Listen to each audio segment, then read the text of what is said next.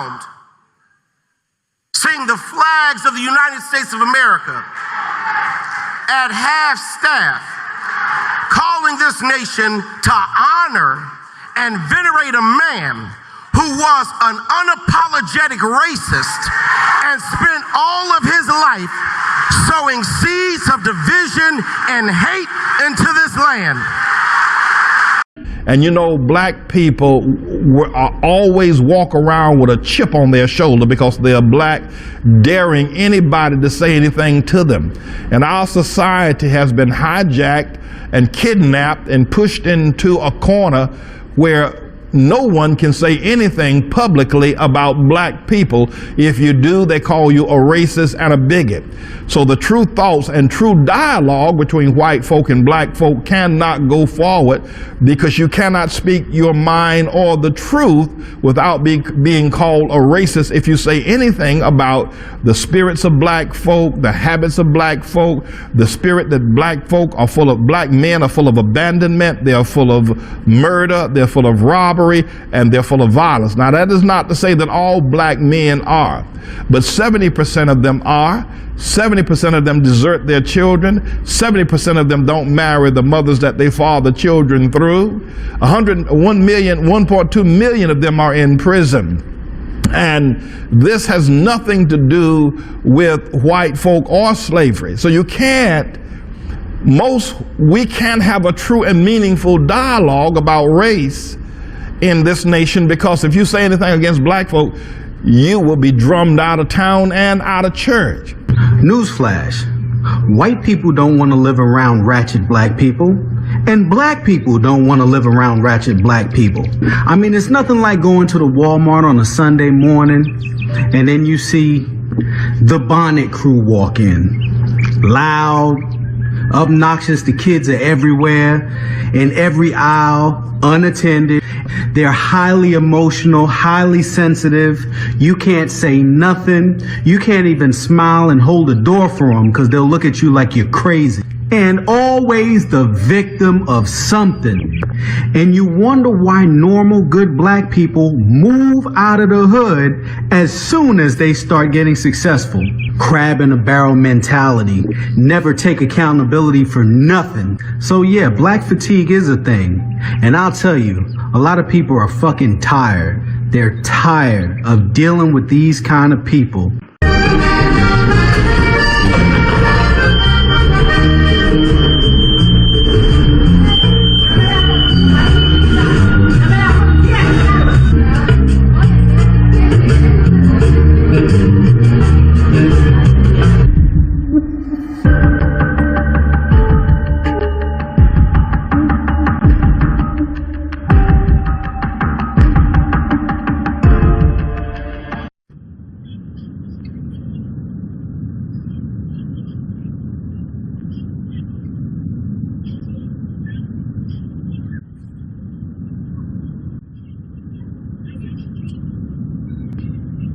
Remember the girl who got stabbed on the train in Charlotte for being white?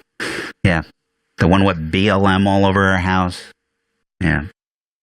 Yeah, apparently come to find out her life didn't matter much to these people. We do not care. I don't care about this YT woman. I don't care about that. And I'm never going to care. Y'all ever going to motherfucking care. I'm here to talk to the white ignorants out there and let y'all know we are deeply uncaring. That is correct. We don't care, bruh. I'm sorry. We don't give not an ounce of caring about what happened to this girl on the train. You know, all the people surrounding her who turned the other cheek as she fought for her life. Yeah, this is her last visual. Humanity turning her back on her. Good Lord, man. Oh, and there's a GoFundMe for the killer, too. Yeah.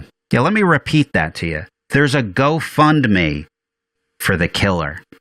Yeah, what are you, surprised? Y'all hear me? Because of this government shutdown, they telling me I can't use my EBT in November. I got 7 kids with 7 men. 7! And that's the taxpayer's responsibility, okay? What percentage of blacks have a father around when they're raised? I'm not sure. 20%. So 80% of blacks do not have a stable father around. It is the most predictable way to end up in prison, end up as a or a criminal. And why It's do not a you think that's racism a problem. problem? It's not a white supremacy problem. It's a fact that black fathers impregnate women and they don't stay around with the women And that they have why- impregnated. Charlie Kirk, do you think that that happens more in the black community compared to others? It's threefold. Number one, we subsidize single motherhood. Number two, it's culture. It's accepted in the black community, and it so shouldn't it's be. culture. Okay. Don't take my I word see. for it. Read Thomas Sowell's own book on how black culture allows single motherhood to continue into a nanny state type practice. 75% of black youth are raised without a father in the home. 75%. Is that a bigger problem or not a bigger problem than whiteness, white privilege, or white supremacy?